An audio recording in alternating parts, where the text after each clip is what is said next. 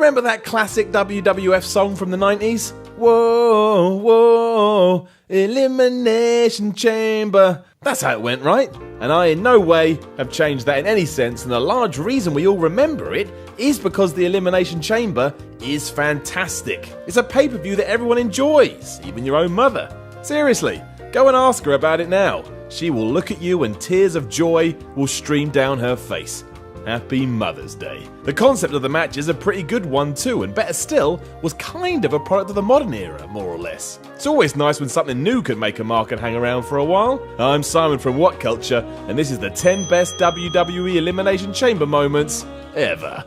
Number 10, Undertaker chokeslams MVP. Happening at No Way Out 2008, a time before gimmick matches were only allowed to feature if the name of the event was the same, this was one hell of a dangerous spot. As MVP made his way on top of one of the pods, The Undertaker saw this and decided to chase him, like they were in school and playing tag, or kiss chase. Straight away, it was clear one of them was about to get owned, and it was never going to be the Phenom. And it wasn't, because as Takes grabbed MVP by the throat, he then chokeslammed him to the mat below, which was around twice as high as your usual top rope. Or in layman terms, it's pretty damn high. Super high, if you will. Unsurprisingly, that was it for SmackDown's most valuable player in the match, but the spot has stood the test of time. It's a good work, MVP. You made your mark.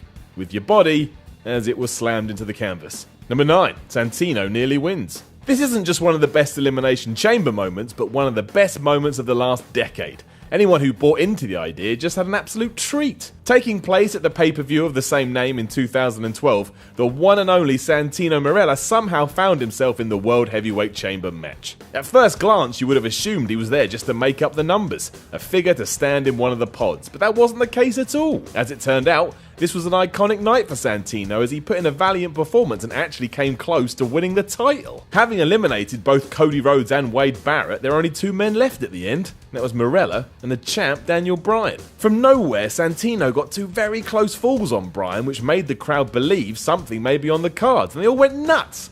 Obviously, Bryan made him tap to the LeBell Lock eventually, but it was truly an awesome few moments of pro wrestling. It arguably put him in the fans' hearts forever. Just lovely. Number 8, RVD's Frog Splash from the top. When RVD stepped foot in the Elimination Chamber at Survivor Series 2002, you knew something crazy was going to happen. That's just what RVD did, and if there were things to play on, he damn sure was going to play.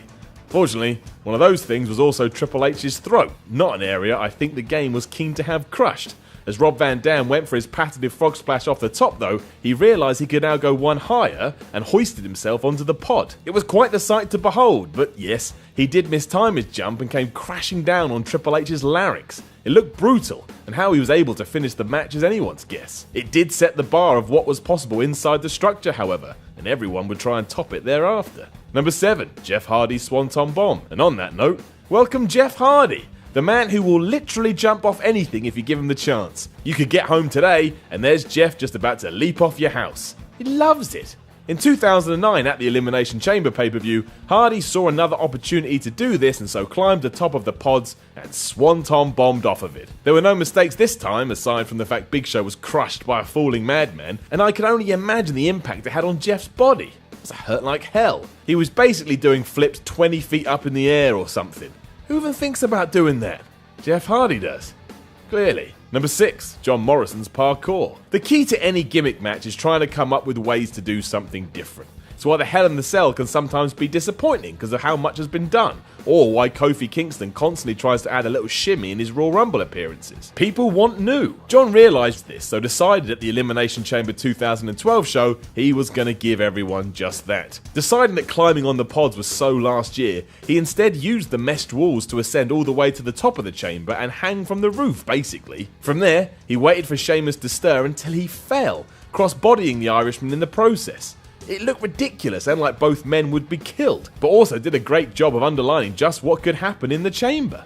It was riveting. Number 5, Shawn Michaels is in the floor. The whole point of the Elimination Chamber is to lock the wrestlers inside and try to stop outside interference. That's pretty good when everything goes right. Who's going to be able to get in?